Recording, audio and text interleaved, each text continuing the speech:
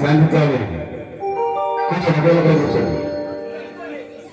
కూర్చోండి. ఎక్కడ శాంతించాలి అందరూ కూడా మాతలు మీరందరూ కూర్చోవాలి ఎక్కడ. ఇక ఆ విధంగా సాకలి పేరు వారి యొక్క తలకించి ఈ విధంగా వెళ్తున్నారయ్యా.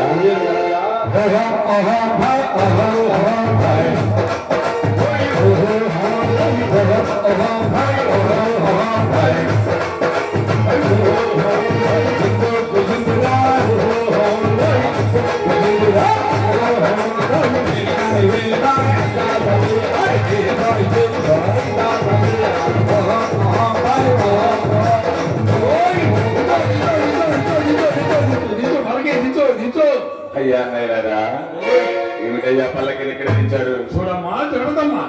అయ్యనమ్మా కనిపిస్తున్నా తాగు కప్పులు తాగుతలేనమ్మా మీ అత్తగారి ఇంద్రమోహనాలు. పాపమమ్మ చూసావమ్మా అత్తగారు అంతటి దరిద్రాన్ని అనుభవిస్తున్నారు. చూస్తున్నారమ్మా. నీవు వెళ్ళి గొప్ప పెడ తీసుకుని వచ్చి ఈ గుమ్మం అంతా శుద్ధి చేయవమ్మా. అలాగే తల్లి. అలాగే గొప్ప పెంచకం కూడా తీసుకుని వచ్చి ఈ ఇల్లంతా శుద్ధి చేయవమ్మా అని చెప్పి బంగారు తల్లి కుడి కాలు లోపల పెట్టి ఏమంటుందయ్యా. అమ్మా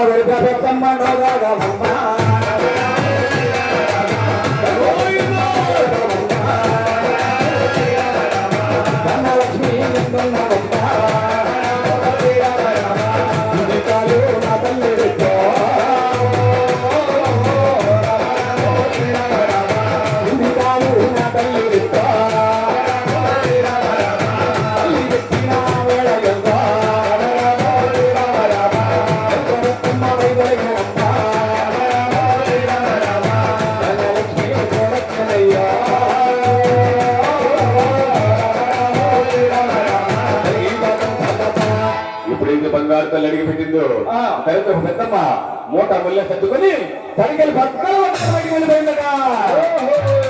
ఇంతలోని నట్టిట ధనలక్ష్మి విధంగా తాండవ మాడుతుందయ్యా. కళ్ళు కళ్ళు కళ్ళు కళ్ళు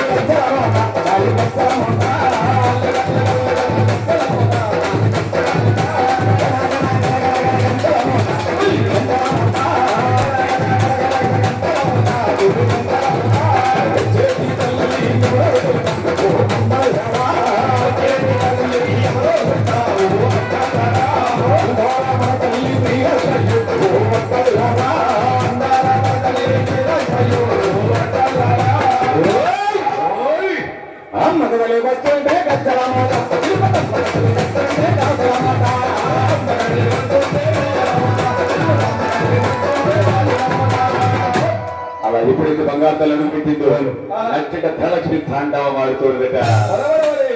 ఇక ఇంతలోనే ఆ బంగారు తల్లి ఎప్పుడైతే అడుగు పెట్టిందో పెరిగించబోయే పట్టణం అంతా కూడా పాడు పంటలతో సత్య శ్యామరాజు. ఇక ఆ విధంగా ఆ యొక్క గ్రామస్తులందరూ కూడా అనుకుంటూ ఉన్నారట, ఏమని బంగారు తల్లి వచ్చిన తరువాత మన పెరుగంచుకోలు పట్టణమంతా కూడా పాడు పంటలతో సస్యశ్యామలంగా తొలతొలుగుతున్నది అని చెప్పి బంగారు లక్ష్మీ తిరుపతమ్మ కోపయ్య స్వామి వాళ్ళను ఏ విధంగా కొనియాడుతున్నారయ్యా.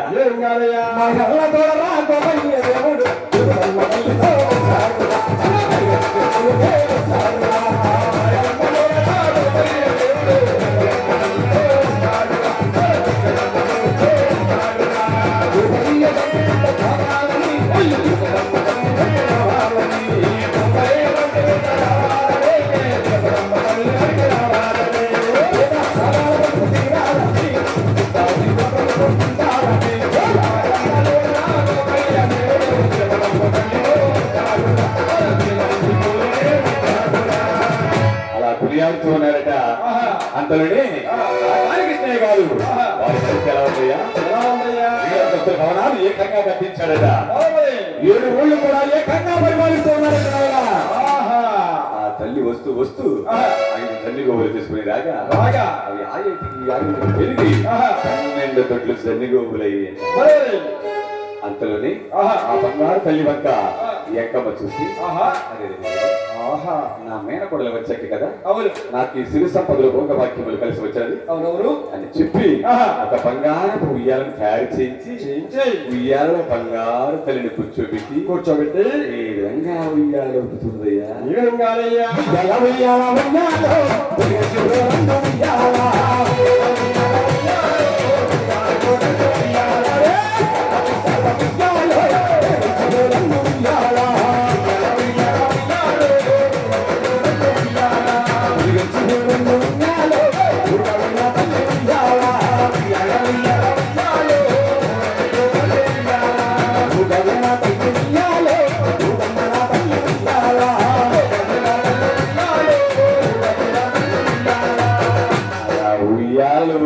బంగారు తల్లి అంతలోనే బంగారు తల్లి తన అత్తతో ఏముంటుందయ్యా?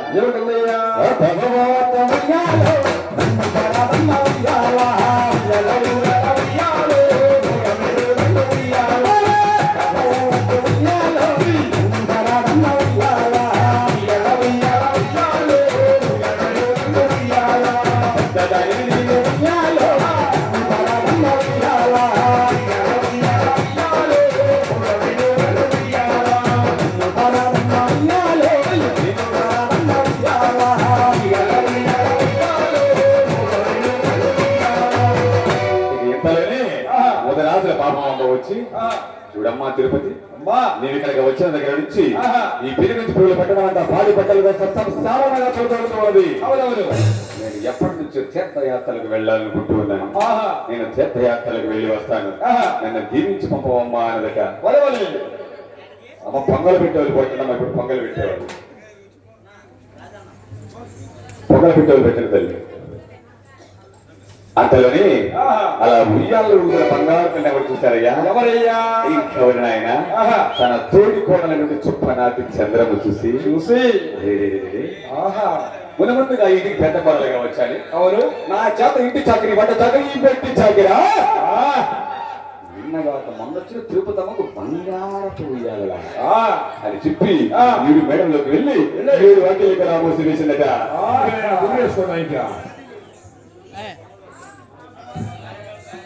అలా 7 మేడలోకి వెళ్ళి కూడా సుప్పనాటి చంద్రమ్మ 7 మేడలు కూడా గట్టిగా తలుపేసుకుందంట.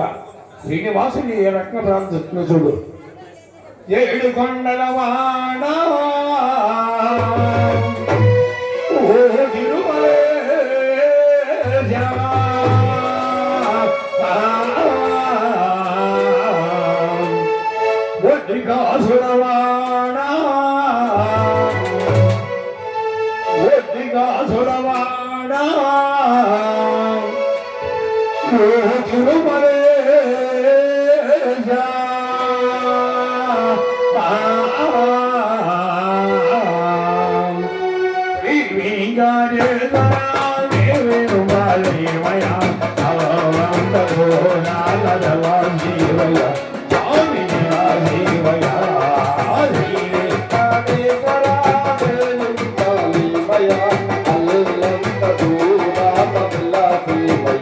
స్వామి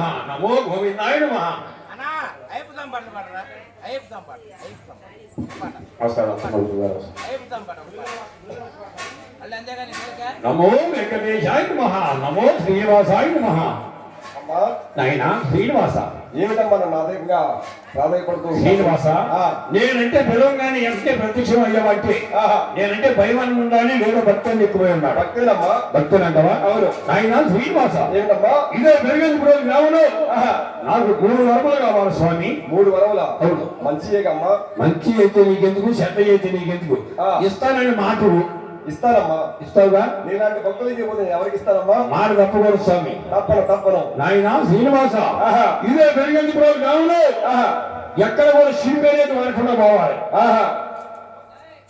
చినుకు లేకుండా పోవాలి అవును స్వామి నాయన శ్రీనివాస ఏమిటమ్మా 2వ వరం ఇదే పెరిగేది ఇప్పుడు గ్రామంలో గోవు మెయ్యను మేత రాకుండా పోవాలి ఊరి మరి నీ 3వ కోరిక ఏమిటమ్మా ఆయన శ్రీనివాస ఏదన్నా కానీ నీ మహిమతో నా తోటి పోవడానికి కుర్చీ రోగం పెట్టి పోవాలి అమ్మా చంద్రమ్మ ఆయన ఇలాంటి వరములు నువ్వు కోరకూడదు నేను ఇవ్వకూడదమ్మా నాయన ఇస్తానని మాట ఇచ్చావు మాట తప్పి కూడా కాకూడదు సరేలేమ్మా ఇస్తావుగా అయినా నువ్వు నాకేం ఓరకు వచ్చావు మరి ఏమిస్తావమ్మా ఓరికి అవసరం నీకు 101 ఎక్కాయి తెచ్చా మందిరంలో తెచ్చా నెత్తిని కొట్టేదా మోకాళ్ళ మీద కొట్టేదా అమ్మా భక్తితో పాదాల దగ్గర కొట్టామ్మా నెత్తి మీద కొట్టకూడదు సరే అయినా నువ్వు ఇస్తావు స్వామి నీ గురించి నాకు తెలియదా ఏంటమ్మా 6 దండాలు వాడి ఆపత ముక్కలు వాడి 1 కాసులు వాడి 2 పిల్లలు వాడి ఇప్పుడు పెళ్ళాగా ఎందుకు రాయాలా నీకు ఉండాలి కాబట్టి చెప్పుకున్నాం ఏముందలే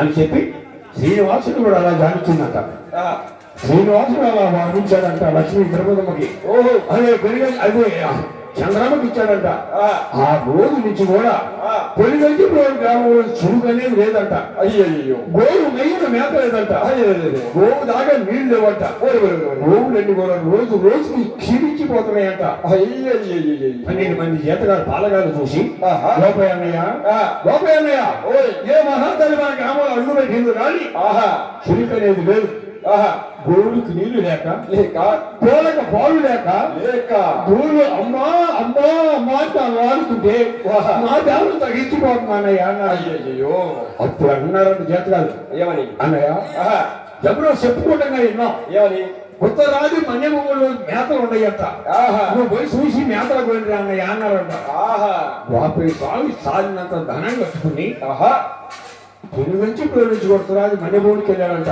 మల్లెపూడికి వెళ్ళి అలా మల్లెపూడి చూశాడంట పచ్చిక పేరు బ్రహ్మాండంగా ఉన్నాయంట పర్వాలేదు ఇక్కడ కొత్తకాలం మన గోవులు అడుగుచి అని చెప్పి ఇంటికి వచ్చి చెప్పాడంట 12 మంది చేతులు అన్నాడంట ఏమని అయ్యా మీరు చెప్పేట ఉత్తరాది మల్లెపూడికి వెళ్ళావు మేతలు చూసా మేతలు కొనిచ్చా ఇష్టమైన వాళ్ళు నాతో రాండి కష్టమైన ఇంటికాడు విడి వ్యవసాయం చూసుకోండి అయ్యా అన్నాడంట అన్నయ్య నిన్ను విడిచిపెట్టి మేము మాత్రం ఉండగలుగుతామా లేదు నువ్వెక్కడుంటే మేము కూడా అక్కడే ఉన్నాయా అన్నాడంట అలా ఈ విషయం నా లక్ష్మికి చెప్పాలి కదా అని చెప్పి అలా లక్ష్మి తిరుపతికి వస్తున్నాడంట పడు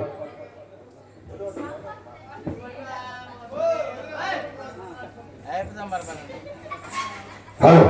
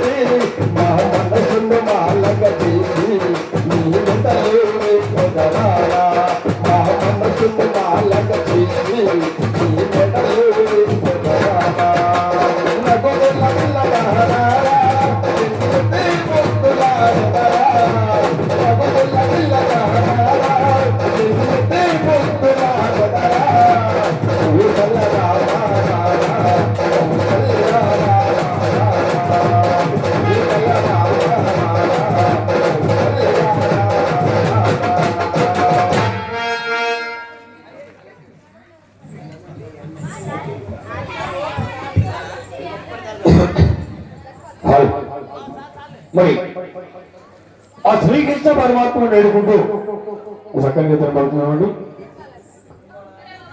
చిన్ని కృష్ణ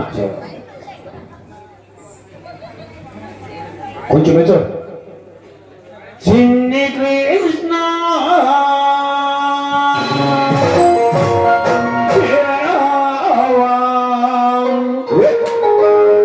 కన్న తండ్రి కరరావా. చిన్ని కృష్ణ చేరవా, చిన్ని నాన్న కన్న